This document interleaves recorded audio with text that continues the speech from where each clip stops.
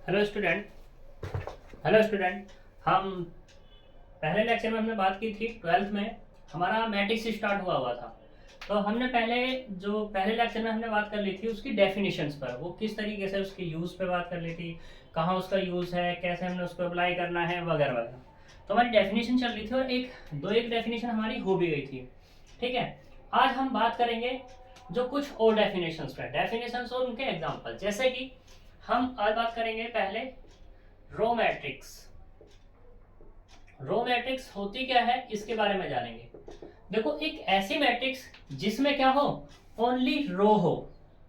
क्या हो? ओनली रो। तो ऐसी मैट्रिक्स क्या कहलाएगी? हमारी row matrix. A matrix A is said to be is said to be row matrix if matrix contain only row. Contain only row, जो ऐसी मैट्रिक्स रो को ही कंटेन करती है। एग्जाम्पल की बात करूं तो एग्जाम्पल जैसे ये 1 2 3, ये हमारी क्या है? 1 into 3 की है, तो ये क्या कहलाएगी? हमारी रो मैट्रिक्स कहलाएगी। ठीक है, जो साइज इसका, वो साइज कितना है? साइज है इसका 1 × 3 का। इस 1 × 3 का इसका मतलब भी समझ लो क्या है। 1 × 3 मतलब कितना था? 3। तो जो भी कोई भी मैट्रिक्स है, यानी कि इस मैट्रिक्स के अंदर कितने एलिमेंट है? 3 एलिमेंट है, 1 2 और 3। ऐसे ही मान लो अगर तुम्हारे पास ये हो जाती x = 1 2, तो इसका मतलब क्या? 1 × 2। तो अगर मैं एलिमेंट की बात करूं, एलिमेंट हिंदी में होते हैं अवयव, तो 2 हो गए, 1 2। ठीक, ऐसे ही बात करते हैं किसकी? सेकंड पे कॉलम मैट्रिक्स की। कॉलम मैट्रिक्स क्या है भाई? कॉलम मैट्रिक्स पूरी की पूरी डेफिनेशन वही है, सिर्फ चेंज क्या है हमारे पास? किसका? कॉलम का। किसका चेंज है? कॉलम का। यानी कि A matrix A is said to be column matrix if matrix contain only column. एक ऐसी मैट्रिक्स जो सिर्फ क्या करे? कंटेन करे कॉलम को, तो वो क्या कराएगी? तुम्हारी कॉलम मैट्रिक्स। इसी के बेस पर इसको लिख देना। ठीक, अगर मैं एग्जाम्पल की बात करूं तो एग्जाम्पल ए बराबर ABC। ठीक, इसको क्या लिख लेंगे? 3 × 1। 3 × 1, फिर इसमें वही एलिमेंट वाली बात आती है भाई, कि एलिमेंट कितने इसमें? 3 × 1 = 3। तो 1 2 3। ठीक, तो ये क्या हो जाएगी? तुम्हारी कॉलम मैट्रिक्स। अब बात करते हैं हम तीसरी पे, डायगोनल मैट्रिक्स। डायगोनल मैट्रिक्स शायद मैंने पिछली बार बात कर दी थी, लेकिन अब भी देख लो। ठीक है, डायगोनल मैट्रिक्स क्या होगी? ए मैट्रिक्स, डेफिनेशन तो तुम लोग बुक से देख लेना, मैं तुम लोगों को सिर्फ समझा रहा हूं कि डायगोनल मैट्रिक्स होती क्या है। विकर्ण आव्यूह क्या है? एक ऐसी मैट्रिक्स, ये मैट्रिक्स है मान लो हमारे पास AIJ, और इसका साइज कितना है? M × N का। पहली बात तो ये डायगोनल मैट्रिक्स उसी की निकलेगी जो हमारे पास क्या हो? स्क्वायर मैट्रिक्स अगर है, या ऐसे कह सकते हैं स्क्वायर मैट्रिक्स का ही डायगोनल मैट्रिक्स निकलती है। या ऐसे कह दो, जो मेरे पास अगर डायगोनल मैट्रिक्स होगी ना, तो वो हमेशा कैसी होगी? स्क्वायर मैट्रिक्स होगी, ये जान लो। तो इसका मतलब क्या है? यहाँ पे इसको हम या तो M × M लिखें या N × N। तो मैंने क्या कहते हैं, ए मैट्रिक्स ऐसी ले ली N × N की, साइज की मैंने ले ली है। ठीक है, तो ये हमारी डायगोनल मैट्रिक्स है। इसमें क्या होगा कि A11 A12 A13 है, तो यहाँ पे जो AIJ है, AIJ के पास सिर्फ 2 ही तरीके के एलिमेंट होंगे। ठीक है, एक तो हमने कह दिया ये K, क्या कह दिया हमने? K कुछ भी हो सकता है, और एक होगा हमारे पास 0। ये K तब निकल के आएगा जब क्या होगा? I = J हो। I बराबर कितना? J। और I does not equals to J, तो सारे के सारे एलिमेंट क्या हो जाएंगे? इसके 0 हो जाएंगे। अब ये K डिफरेंट होगा, मैंने एक पर्टिकुलर K कहा है यहाँ पे, तुम इसको ऐसे भी कह सकते हो, यहाँ पे K1 K2 ... एन तक बोल सकते हो, ठीक है। तो यहाँ पे ये चीज है, यानी कि ए आई सारे के सारे क्या होंगे, 0 होंगे और K1 K2 Kn होंगे। किस तरीके से, एग्जाम्पल के तौर पे अगर मैं दिखाऊं तुमको, तो ए बराबर जैसे ये 1 0 0 0 -2 0 0 0 और ये 1, ये क्या है 3 क्रॉस 3 की मैट्रिक्स है भाई, ठीक है।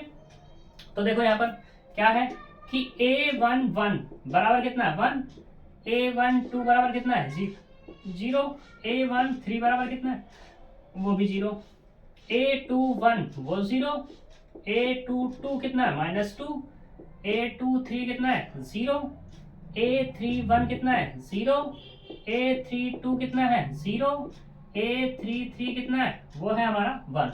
तो तुम देख सकते हो यहाँ पे जब i बराबर JK हो रहा है तो सिर्फ वही एलिमेंट मिल रहे हैं नॉन जीरो, बाकी सारे के सारे क्या है 0 है, ठीक है, ऊपर वाले भी और नीचे वाले भी। तो ऐसी मैट्रिक्स क्या हो जाएगी हमारी, डायगोनल मैट्रिक्स हो जाएगी। That clear. दूसरा एग्जांपल ऐसे भी हो सकता है इसका, बी तुम ये भी ले सकते हो कि A 0 0 B, ये क्या हो जाएगा 2 क्रॉस 2 की हो जाएगी, ठीक। तो ये हमारी क्या होगी डायगोनल मैट्रिक्स। यहाँ तक कोई दिक्कत। अब हम ऐसे ही बात करते हैं किस पे, आइडेंटिटी मैट्रिक्स पे। तो डेफिनेशन को देख लेते हैं क्या है।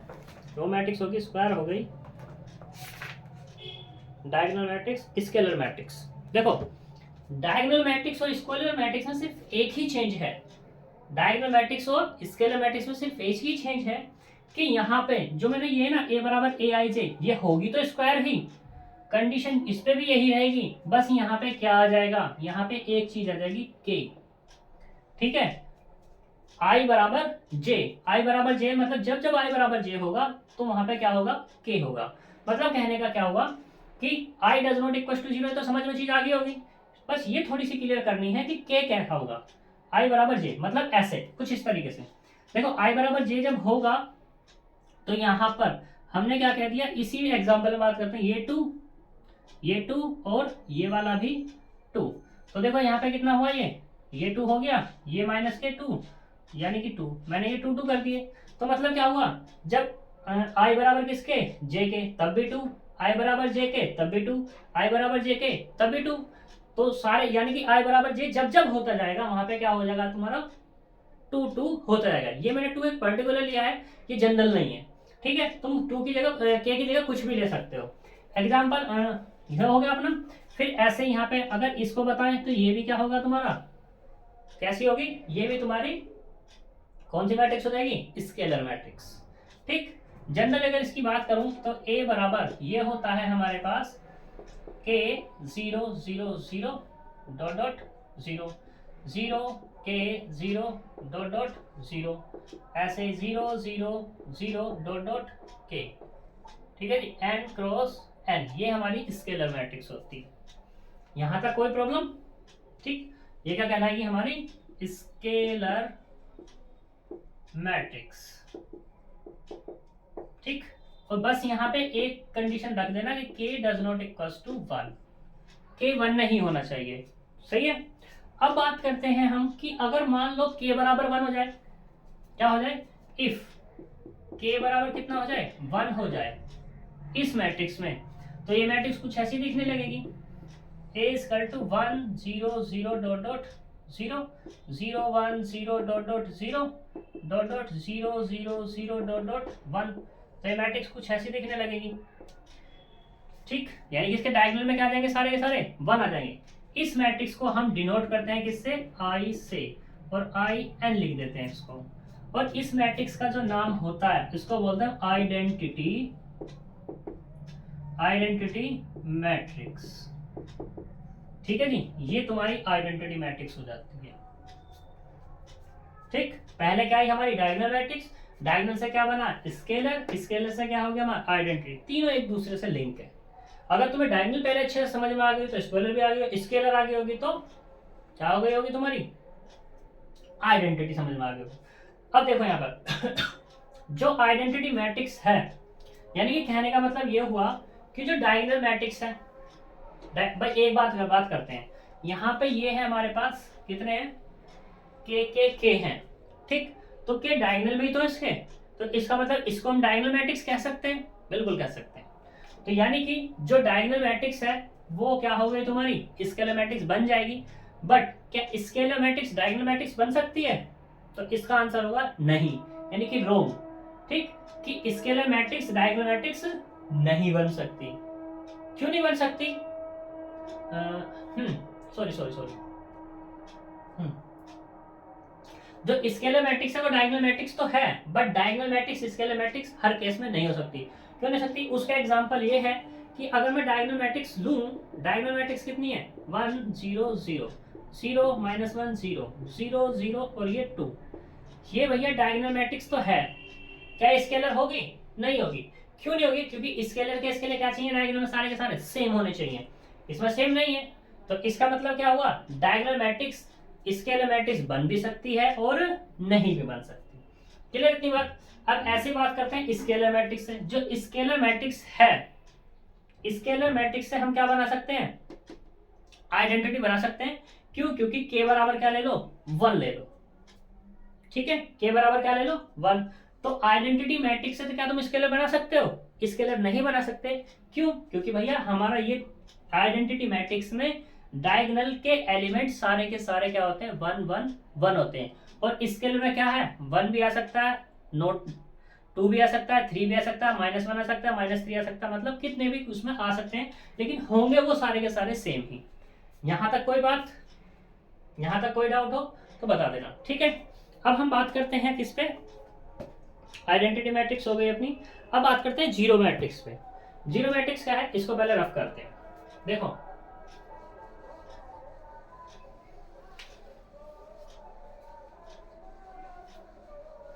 जीरो मैट्रिक्स क्या होगी अपने पास, एक ऐसी मैट्रिक्स जिसमें क्या हो, सारे के सारे एलिमेंट जीरो हों, डायगोनल भी और नॉन डायगोनल में भी।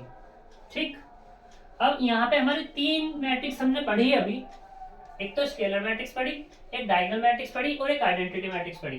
तो तीनों में एक बात कॉमन है, तीनों में क्या है, एक बात कॉमन ये है कि तीनों की तीनों क्या होंगी, स्क्वायर मैट्रिक्स होंगी। स्क्वायर मैट्रिक्स कौन कौन सी, डायगोनल वाली भी, डायगोनल मैट्रिक्स कौन, दूसरी स्केलर भी, और तीसरी कौन सी, आइडेंटिटी भी।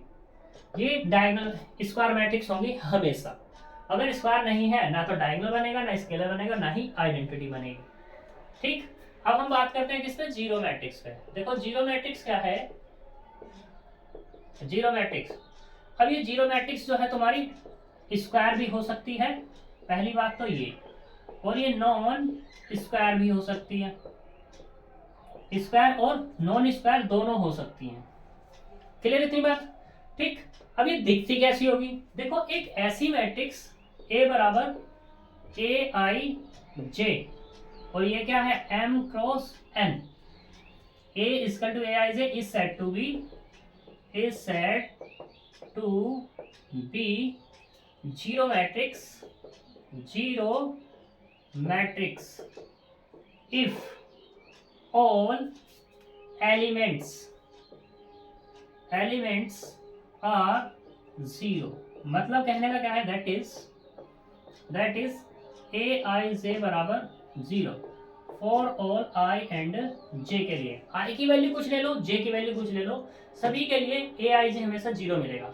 देखेगा कैसा एग्जांपल की तरह, तो एग्जांपल ए बराबर 0 0 0 0।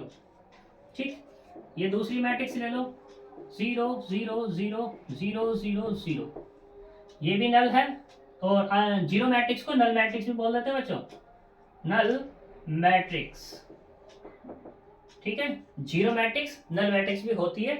ठीक है, ये है हमारे पास, यहां तक कोई दिक्कत? अब देखो यहाँ पे मैंने क्या कहा, जीरो मैट्रिक्स हमारी स्क्वायर भी हो सकती है, नॉन स्क्वायर। तो ये क्या है, इसका साइज कितना है, 2/2 का, और ये क्या है, 2/3 का साइज है इसका। तो ये क्या होगी, स्क्वायर, और ये क्या होगी हमारी नॉन स्क्वायर। यहां तक कोई डाउट? चलो आगे चलते हैं, अब हम बात करते हैं equality of two matrix. Equality of two matrix,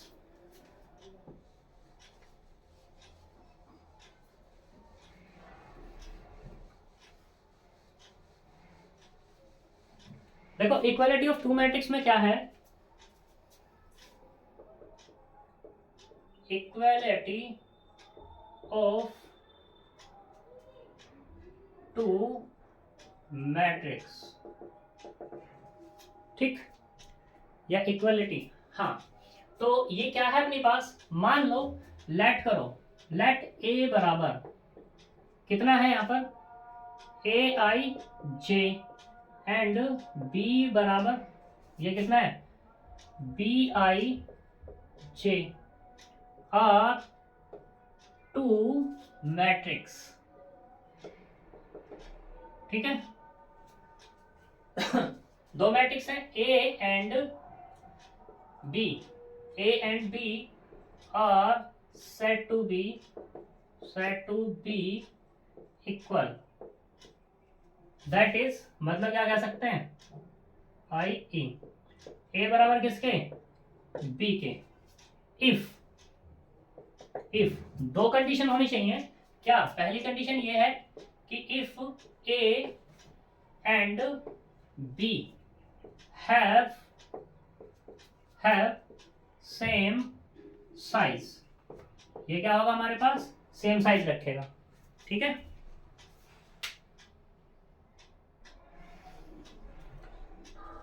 तो देखो A and B have same size, मतलब क्या हो गया कि इसके पास, इसका अगर साइज ये है, मान लो ए का जो साइज है वो कितना है, ए आई से एम क्रॉस एन का है, तो बी के पास भी जो साइज होगा ना, बी आई जे, वो भी क्या रखेगा, एम क्रॉस एन का ही साइज रखेगा। ऐसा नहीं सकता कि एन क्रॉस एम हो जाए, ठीक है, ये वाला एन क्रॉस एम हो जाए, नहीं, साइज को साथ होना पड़ेगा। दूसरा क्या है कि ए आई जे बराबर किसके हो, बी आई जे के, फॉर ऑल आई एंड जे। इसका मतलब ये हो गया कि इन दोनों के कोरोस्पॉन्डिंग जितने भी एलिमेंट होंगे, उन वे एलिमेंट्स क्या होंगे, तुम्हारे बराबर होंगे। एग्जाम्पल के तौर पे समझते हैं। एग्जाम्पल ए बराबर, मान लो तुमने क्या ले लिया, 1 2 3, 1 1 1 ये ले लिया, इसका साइज क्या है, 2 क्रॉस 3, एंड बी बराबर तुमने क्या ले लेना है, X Y Z A B C. मुझे क्या कहना है यहाँ पे कि दोनों के दोनों मैट्रिक्स ए बराबर किसके है भाई, बी के है, ये कहना है, ठीक है। तो सबसे पहले दो कंडीशन इसे अटेंड करनी पड़ेंगी। पहला, साइज क्या होगा, साइज सेम होना चाहिए। देखो साइज तो इसका सेम है, यानी कि 2 क्रॉस 3 बराबर 2 क्रॉस 3 ही है। और दूसरे केस में क्या है, दूसरा केस क्या है कि ए आई जे बराबर किसके होना चाहिए, बी आई जे के। बी आई जे का मतलब, इसका मतलब क्या हो जाएगा कि जो x की वैल्यू है वो कितनी है, x की वैल्यू 1 है, y बराबर कितना है 2 है, z बराबर कितना है 3 है, a बराबर 1, b बराबर 1 और c बराबर भी 1। इनसे अलग कुछ नहीं होना चाहिए इन x y z a b c की वैल्यू। अगर इनसे कुछ और आ गई तो हम कह देंगे कि a और b बराबर नहीं है, और अगर यही आएगी तो हम कह देंगे कि a और b आपस में क्या है, बराबर मैट्रिक्स, यानी इक्वल मैट्रिक्स है। दैट क्लियर, ठीक है। अब हम बात करते हैं, एक एग्जांपल और ले लेते हैं यहाँ पर। चलो तो एग्जांपल लेते हैं तुम्हारी बुक से। मेरे पास मैंने एग्जांपल पे ये लिया, ठीक है। एग्जांपल क्या लिया, ये है x प्लस 3, या इसे रफ करते हैं पूरे जब भी क्वेश्चन लेंगे, ठीक। तो स्क्रीनशॉट ले लेना इसका।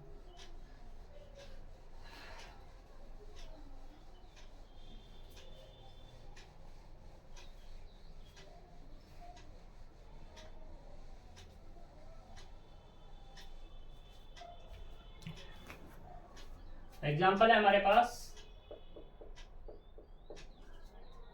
इफ इसने कहा है कि x plus 3 minus 6 a minus 3 z plus 4 a minus 1 minus के 21 2y माइनस 7 0 0 बराबर, ये किसके हैं, 0 माइनस 6 2b प्लस 4 6 -3 -21 और 3y -2 2c + 2 0। इसने कहा इफ ये है find the value of a B c x Y z. हमें क्या करना है यहाँ पर, फाइंड करना है, find a B c x Y z. ये हमें सारे के सारे फाइंड करके दिखाने हैं। इसने कहा इफ दिस से मतलब ये है कि कह दिया इसने कि ये बराबर किसके, इसके, तो मतलब क्या है, इसका साइज है। इसने ये चीज दे दी है, तो पहले हम देखते हैं यहाँ पे इसका साइज कितना है 3/3 का, और इसका भी साइज कितना है 3/3 का। तो 3/3 साइज सेम हो गया। अब इसने खुद कहा कि ये बराबर है, जब बराबर है तो कोरस्पॉन्डिंग एलिमेंट भी बराबर होंगे भैया इसके। तो करते सिंस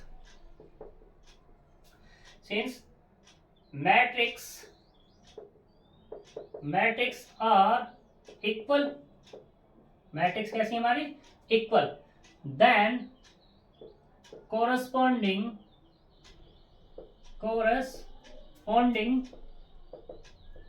एलिमेंट्स आर इक्वल। ठीक है, और वो भी कैसे, ऑल। ठीक, तो यहां से कितना, पहले वाला x + 3 बराबर कितना 0, तो यहां से निकालेगा x बराबर -3, एक निकल गया। दूसरा z + 4 उसके प्लेसेस पे कौन है 6, तो यहां से z बराबर कितना निकल जाएगा 6 - 4, यानी कि z बराबर निकल गया यहाँ पर 2। तीसरे प्लेसेस पे 2y - 7 बराबर कितना है 3y - 2, y वाले एक तरफ और विदाउट y एक तरफ, ये इधर और ये इधर, तो 3y - 2y बराबर -7 और +2, तो 3 में से 2 गए तो कितना बचा y और -5। क्लियर। अब बात करते हैं, देखो -6 अपनी जगह है -6 के, और फिर क्या है a - 1 बराबर कितना -3, तो a बराबर कितना -3 + 1, तो यहां से a बराबर कितना आ गया -2। तीसरा ये वाला तीसरी पोजीशन 0 बराबर कितने 2c + 2k, तो 2c + 2 बराबर 0 ऐसे लिख लेते हैं इसको, और 2c बराबर कितना -2, तो c = यहाँ से कितना जाएगा -1। अब ऐसे a - 3 बराबर किसके हैं 2b + 4k। क्या b कहीं निकला हमारा, a निकल गया है, b नहीं निकला। तो यहाँ पे क्या करो a की वैल्यू यूज कर लो इसमें। a बराबर कितना है -k2 -3 2b + 4, तो माइनस के कितना जाएगा, यानी कि 2b + 4 बराबर -5। ये उधर पहुंच जाएगा, जब ये उधर जाएगा तो कितना होगा 2b = -5 और -4 बराबर -9, तो यहाँ से b बराबर जो निकला -9/2 निकल गया। ठीक, अब ये भी हो गया -21 की जगह है, और 0 भी किसकी जगह है 0 भी 0 की जगह है। तो यहाँ से क्या हो गए सारी वैल्यू निकल गई, 1 2 3 4 5 और 6। ये 6 वैल्यू पूछ रहा था यहाँ पे कि ABC की वैल्यू बताओ, ABC XYZ की वैल्यू बताओ जब ये दिया हुआ हो इसके बराबर। That clear. इसी तरीके से तुम्हारा क्वेश्चन आएगा, कंपेयर भी इसी तरीके से करनी है, बिल्कुल डिक्टो, और सॉल्व भी इसी तरीके से करना, कोई नंबर नहीं कटेगा तुम्हारा एग्जाम में। ठीक है, ऐसे ही इसने अगला कहा है find the value of ABC, तुम लोग करोगे हम नहीं करेंगे। अब इसमें एक्सरसाइज है 3.1। देखो बुक ये है तुम्हारी यूपी बोर्ड की बुक है ये, ठीक। तो इसमें है पेज नंबर 64 पर एक्सरसाइज 3.1। पहला क्वेश्चन में कहा ए बराबर this, right the order of matrix, the number of element, right the element A11 is this. तो सबसे पहले देखो ऑर्डर ऑफ मैट्रिक्स की मैंने तुम्हें पिछले लेक्चर में बताया था ऑर्डर और साइज के बारे में। किसके बारे में बताया था, ऑर्डर और साइज। देखो बच्चों, दोनों के दोनों ही क्या होते हैं, ये डिफरेंट होते हैं, ठीक है। ये क्या होते हैं, डिफरेंट। डिफरेंट क्या होंगे, कैसे होंगे, ये तुम्हें पता लग जाएगी आगे। अगर मैं तुम्हें ऐसा लगे कि भाई मैं अगर गलत तुम्हें पढ़ा रहा हूँ तो ये तुम्हें आगे लग जाएगी, इसी में पता, जब तुम इक्वेशंस को सोल्व करोगे उसमें पता लग जाएगी। देखो ऑर्डर क्या है, साइज क्या है, इसके बारे में जानो पहले, ठीक है। तो क्वेश्चन तो तुम अपने आप कर ही लोगे, बस अगर यहाँ क्वेश्चन में बात उठी है तो हम बात कर लेते हैं ऑर्डर और साइज के बारे में। साइज क्या है, देखो साइज होता है जो तुम्हारे पास नंबर ऑफ रो होती है ना, नंबर ऑफ कॉलम, जैसे m इंटू n। तो m क्या है यहाँ पे, रोज होती हैं, और ये n क्या है यहाँ पे, कॉलम्स होती हैं, ठीक है।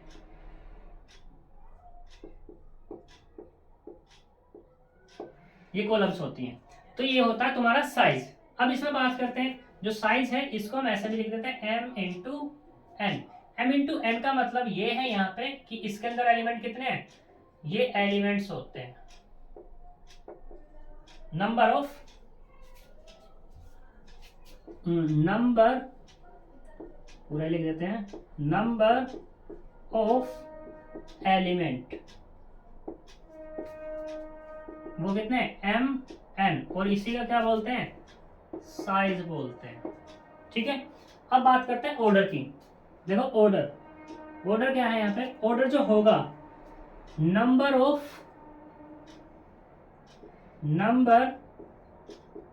Of row equals to number of column in matrix, यानी कि m और n दोनों के दोनों क्या होने चाहिए, आपस में बराबर होने चाहिए। यानी कि कुछ भी कहते हो, या तो n कहते हो या क्या कहते हो इसको m। तो जो n आएगा ना निकल के, ये जो n होगा या m होगा, जो भी तुम रखना चाहो, ये n होगा इसका ऑर्डर। क्या होगा इसका ऑर्डर। तो इसका मतलब अब यहां से ये निकलता है कि ऑर्डर सिर्फ स्क्वायर मैट्रिक्स का निकलता है। किसका निकलता है, स्क्वायर मैट्रिक्स का। और ये क्या देते हैं वहां पे, ये बोला जाता है कि n ऑर्डर की स्क्वायर मैट्रिक्स। जैसे ही n ऑर्डर की स्क्वायर मैट्रिक्स से बोला जाता है तो तुरंत दिमाग में एक रिजल्ट क्लिक होता है, वो रिजल्ट होता है AIJ। n ऑर्डर की कहा है तो n क्रॉस n। लेकिन अब तुम्हारी इस बुक में बात करें तो इसको जो ऑर्डर है, ऑर्डर की इन्होंने डेफिनेशन ही चेंज कर दी है। जो मैं साइज बता रहा था ना, इस साइज को बता रहे हैं वो ऑर्डर। इस साइज को क्या बता रहे हैं, वो ऑर्डर। इसी के बेस पे तुम्हारा पहला क्वेश्चन पूछा हुआ है उसने। पहले क्वेश्चन में पूछा है कि भाई क्वेश्चन नंबर 1 में कि a बराबर दे दिया है, a बराबर क्या दिया है इसने, ये दिया हुआ है कि इसे तो रफ ही कर दूं क्वेश्चन को, स्क्रीनशॉट तो कर ही ले लो, ठीक।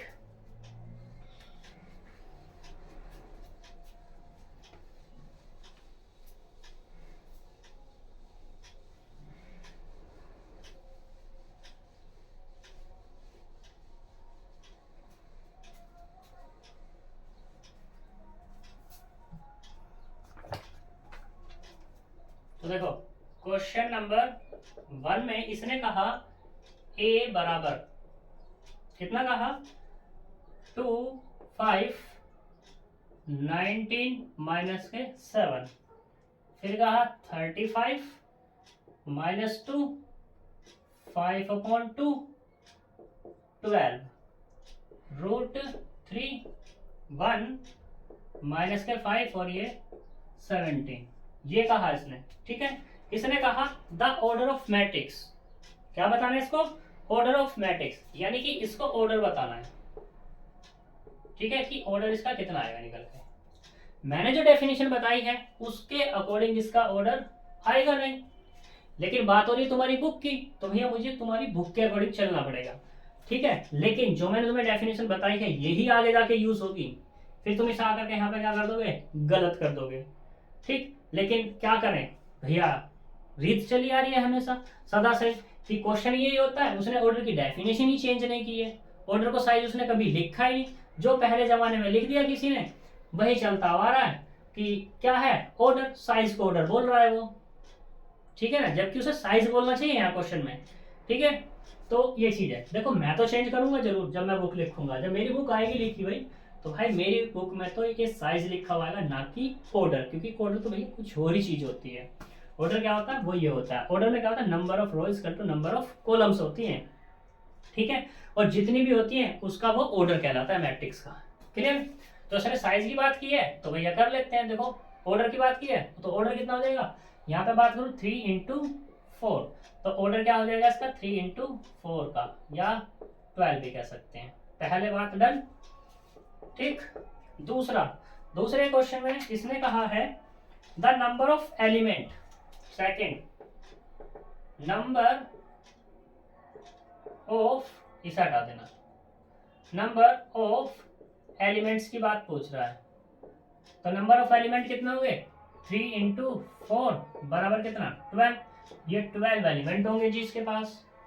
तीसरा केस कहता है कि जी A1 3 बताओ, A2 1 बताओ, A3 3 बताओ, A2 4 बताओ और A2 3 बताओ, ठीक है। इसके बारे में ये पूछ रहा है।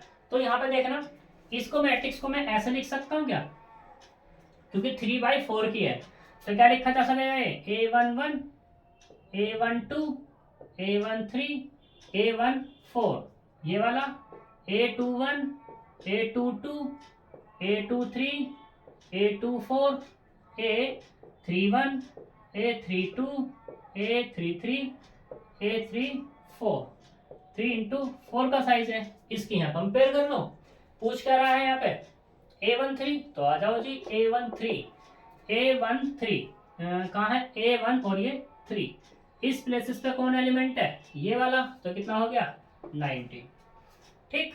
अब इसने क्या पूछा है A21 कहाँ है, ये, तो इस प्लेसेस पे कौन है, ये वाला 35। फिर क्या पूछा इसने A33 कहाँ है जी, A33 ये वाला, तो इस पे कौन है -5।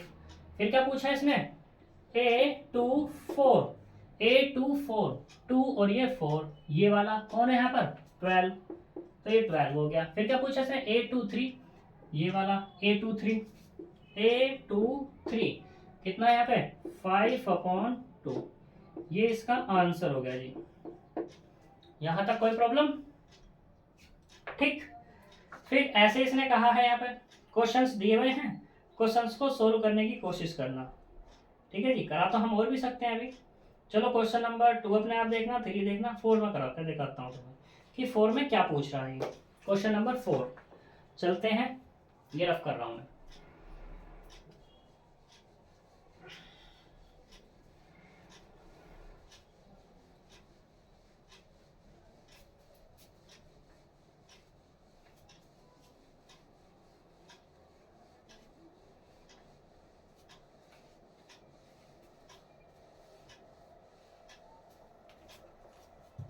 देखो क्वेश्चन नंबर 4 कहता है, क्वेश्चन नंबर 4 इसने कहा है कंस्ट्रक्ट 2 × 2 मैट्रिक्स। एक हमें मैट्रिक्स बनानी है, किसकी 2 × 2 की कंस्ट्रक्ट करनी है। और यहाँ पे इसने A कहा कि A बराबर कितना है AIJ है। 2 × 2 की बात करी थी इसने पहले ही, तो क्या कहते हैं उसको 2 × 2 हुज एलिमेंट आर गिवन, जिसके एलिमेंट गिवन इस तरीके से हैं कि AIJ बराबर कितना है I + J का स्क्वायर अपॉन में 2। पहला क्वेश्चन ये। दूसरा कहा इसने कि AIJ बराबर कितना है I/J।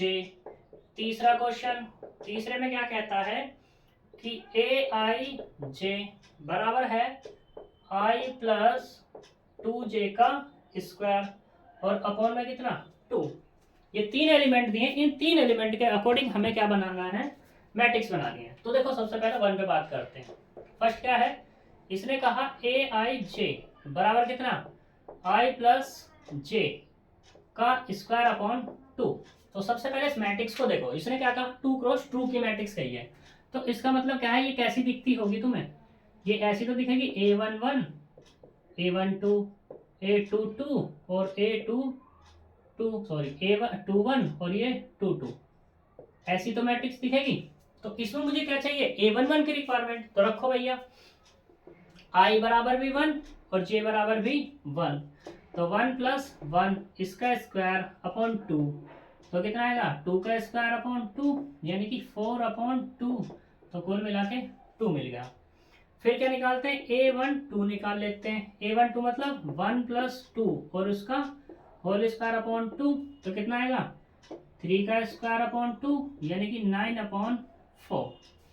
अब फिर क्या निकालते हैं, A21 निकालते हैं, तो 2 प्लस 1 का स्क्वायर अपॉन 2 बराबर कितना 3 का स्क्वायर अपॉन 2 बराबर 9 अपॉन 4। कोई प्रॉब्लम। ऐसे ही A22 यानी कि अब की बार क्या हो गया, I भी 2 और J भी 2 का स्क्वायर अपॉन 2, तो कितना आएगा 4 का स्क्वायर अपॉन 2 यानी कि 16 अपॉन 2 बराबर 4। तो सारे एलिमेंट आ गए हमारे पास। रख लो जी, मैट्रिक्स क्या बन जाएगी अब हमारी, A बराबर जो मैट्रिक्स बनेगी वो होगी 2 9/4, 9/4 और ये 4, ये 2 क्रॉस 2 की पहली मैट्रिक्स बन गई। कोई प्रॉब्लम। अब हम बात करते हैं सेकंड वाली पे। तो देखो भैया सेकंड क्या है हमारे पास, सेकंड है Aij बराबर कितना है I अपॉन J दिया हुआ है। ठीक, तो यहां से निकाल लो A11 I भी 1 J भी 1, तो कुल मिला कितना 1। फिर दूसरा A12 I की वैल्यू 1 J की वैल्यू 2, फिर A21 I 2 J 1। ठीक, ये कितना हो गया 1 अपॉन 2, ये 2। अब क्या निकाल लो A22 I भी 2 J भी 2, तो कुल मिला के 1। मैट्रिक्स क्या बन जाएगी यहाँ पे, A बराबर ये मैट्रिक्स होगी हमारे पास 1 1/2 2 और ये 1 यानी कि 2 क्रॉस 2 की मैट्रिक्स। अब बात करते हैं किस पे, थर्ड केस। थर्ड केस क्या है हमारे पास, Aij बराबर कितना I प्लस 2J और उसका कितना है होल स्क्वायर अपॉन 2। निकाल लो यहाँ से इसकी वैल्यू भी। तो A11 1 प्लस 2 इंटू 1 का स्क्वायर अपॉन 2 बराबर कितना होगा 1 प्लस 2 का स्क्वायर अपॉन 2 बराबर कितना 3 का स्क्वायर अपॉन 2 बराबर 9 अपॉन 2। फिर यहाँ से क्या निकाल लो A12 निकाल लो, तो 1 प्लस J2 है हमारे पास यानी कि 4 का स्क्वायर अपॉन 2 बराबर 5 का स्क्वायर अपॉन 2 25 अपॉन 2। ऐसे ही A21 बराबर कितना है 2 प्लस 2 का स्क्वायर अपॉन 2, यहाँ से कितना 4 का स्क्वायर अपॉन 2 16 अपॉन 2 यानी कि 8। ठीक है, यहाँ तक कोई प्रॉब्लम। ठीक है, अगर प्रॉब्लम नहीं है तो देखो प्रॉब्लम थी यहाँ पे 4 का स्क्वायर कितना होता है 16 और 16 को 2 से डिवाइड करेंगे तो कितना आएगा 8, तो यहाँ पे ये होगा भैया 8। ठीक है जी, ये थोड़ी सी गड़बड़ हो गई थी तो उसके लिए सॉरी। तो यहाँ पे A22 कितना होगा 2 प्लस 2 इंटू 2 का स्क्वायर अपॉन 2 बराबर कितना 2 प्लस 4 का स्क्वायर अपॉन 2 बराबर 6 का स्क्वायर अपॉन 2 यानी कि 36 अपॉन 2 इक्वल टू 18। तो मैट्रिक्स जो मिली हमें वो क्या मिलेगी मैट्रिक्स, वो मैट्रिक्स मिलेगी यहाँ पे A11 कितना है 9/2, A12 कितना है 25 अपॉन 2, A21 कितना है 8। ठीक है, और A22 कितना है 18। ठीक है जी, 2 क्रॉस 2 ये इसका आंसर। यहां तक कोई प्रॉब्लम। अब इसी तरीके से क्वेश्चंस दिए हुए हैं वो तुम कर लेना। ठीक, एक क्वेश्चन मैं दिखा रहा हूं तुम्हें, क्वेश्चन नंबर 5। बस क्वेश्चन नंबर 5 का हिंट दूंगा। इसने कहा है Aij बराबर कितना दिया हुआ है 1/2 मॉडुलस ऑफ माइनस के 3i और प्लस के j। एक मैट्रिक्स हमें बनानी है, वो कितने की बनानी है 3/4 की, 3/4 की हमें मैट्रिक्स बनानी है। तो तो मैट्रिक्स बनाने के लिए क्या होगा यहाँ पे, तो इसे 12 एलिमेंट चाहिए, यानी कि A11, A12, A13, A14, A21, 22, 23, 24, A31, 32, 33, 34, ऐसे चाहिए। तो मैं एक दिखाता हूँ तुम्हें बना करके। एक क्या दिखाता हूँ, वो क्यों दिखाता हूँ उसका भी रीजन है। देखो A11 लिया मैंने, तो यहाँ पे कितना है 1/2 माइनस के 3 इंटू 1 प्लस के कितना आएगा 1 इजकल टू 1/2 माइनस के 3 प्लस 1 इजकल टू 1/2। तो यहाँ से कितना मिलेगा -2। देखो ये मॉडुलस है ना, मॉडुलस के अंदर वैल्यू कैसी आ रही है -2, और मॉडुलस के अंदर से जब निकल के आएगी तो ये क्या हो जाएगी तुम्हारी प्लस की 1/2। तो यहाँ से कितना मिल जाएगा 1। ऐसे ही जो भी नेगेटिव आएगा वो पॉजिटिव हो जाएगा बाहर निकल के, मैंने इसलिए ही तुम्हें ये बताया है, ठीक है। और पॉजिटिव होगा तो पॉजिटिव होगा ही होगा। क्लियर। ये सिर्फ जो बात होती है कांस्टेंट के लिए ही बात होती है, हर एक के लिए बात नहीं होती कि मॉडुलस के अंदर से निकल के हमेशा पॉजिटिव ही आते हैं, ठीक है। ये बात कहाँ यूज होगी, कैसे यूज होगी, जब हम पढ़ते रहेंगे चीज़ों को हम वहाँ तब बताएंगे पूरा एक्सप्लेन करके। अभी तुम सिर्फ इतना जान लो कि अगर तुम्हारे पास कांस्टेंट दिया हुआ है तो वो क्या होगा, उसके बाहर से जब निकल के आएगा तो अंदर अगर नेगेटिव है तो पॉजिटिव आएगा, पॉजिटिव तो पॉजिटिव ही होगा। क्लियर। तो यहाँ पे इस एक्सरसाइज को कर लेना, कल हम नेक्स्ट टॉपिक के साथ मिलेंगे। Bye bye.